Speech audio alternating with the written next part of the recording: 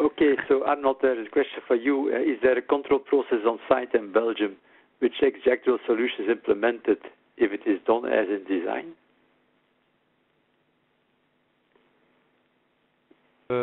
Two-step control process. First of all, the EPB Assessor. The EPB Assessor is responsible to check whether the information he receives as an input to the EPB software is correct. It's his responsibility that he reports correctly to the authorities. And he has a separate function in the construction process apart from the architect and the contractor. So that's a first level control. And then the second control is done by the authorities. They check whether the reported specifications by the assessor are correct. Mainly aiming at they check the assessors and they check the reliability of what the inputs that he gives.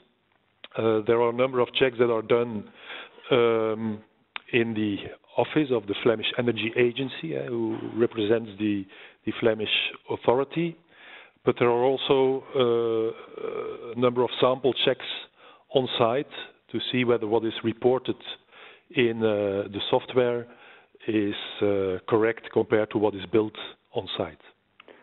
And if the authorities observe some non-compliance, what is the sanction? Then the assessor may lose his certification to do assessments. And can there be also a financial sanction?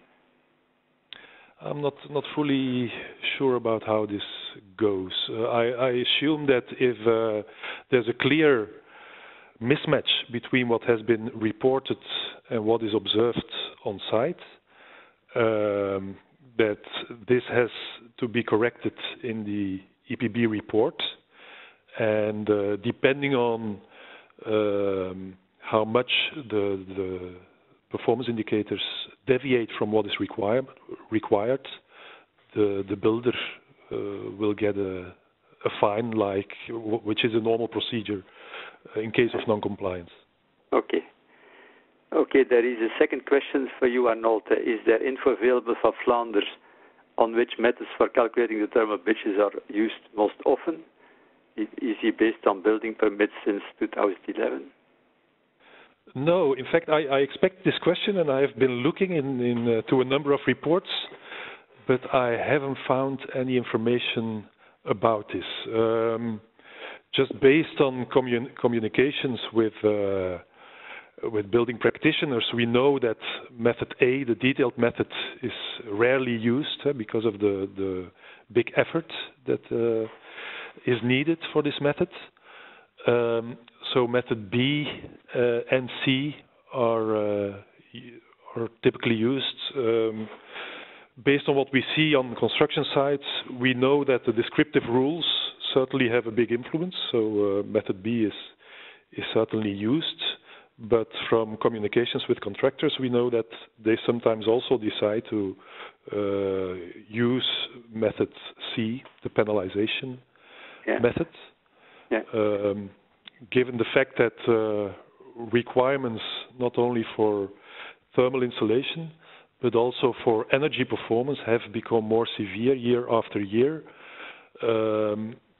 it is sometimes not seen as a big penalty to do this, and sometimes they can find a cheaper or easier solution to meet the requirements apart from documenting all the building junction properties. Okay. So Marina, a question for you. Did the use of the same U value across elements of a building in your thermal bridges in particular?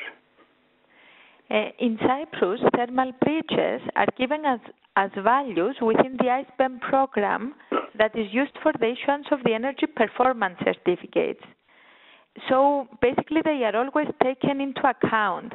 However, if, for example, an exposed floor slab without insulation is considered by the qualified expert as insulated and is inserted like this in the program, as it was the cases that we found in some cases, the program will ignore the thermal breach created there.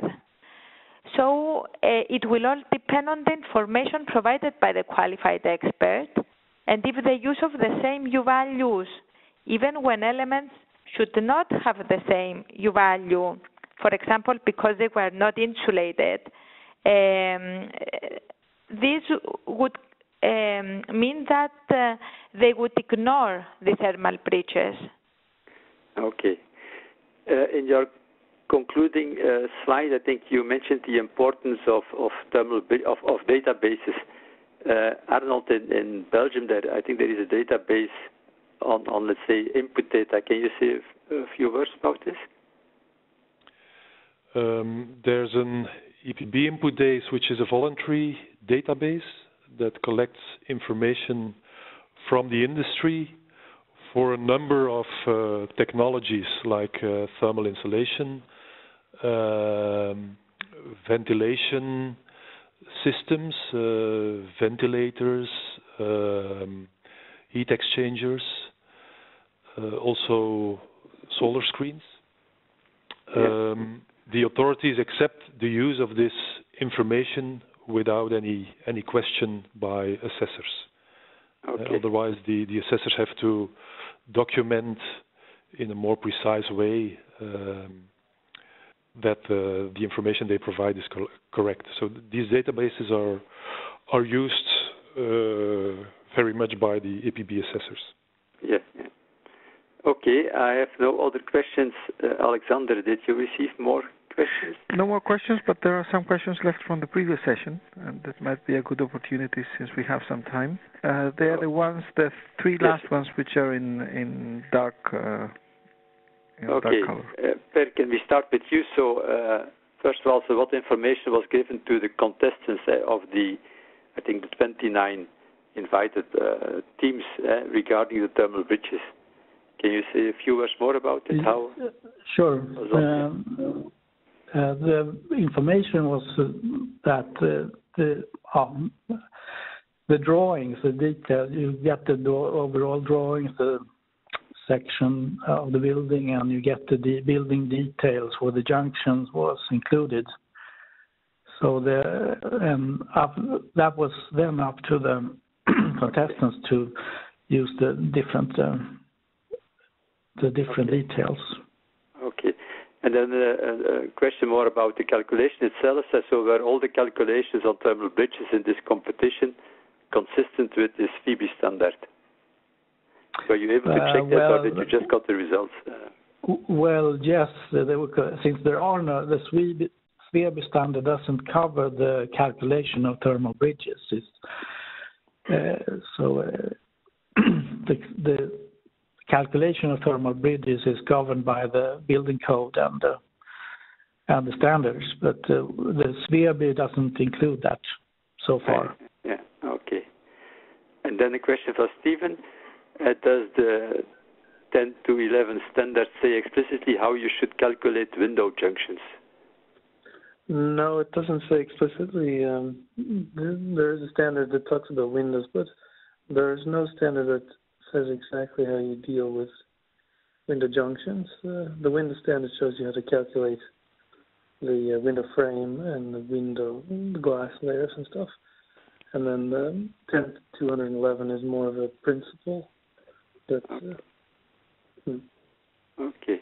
Yeah, perhaps I can add to that the rules for numerical calculations in the Flemish regulations are based on the 10 to 11 standard, but for instance for the window wall interface, specific rules have been added because they didn't exist in a very explicit way in the European standard.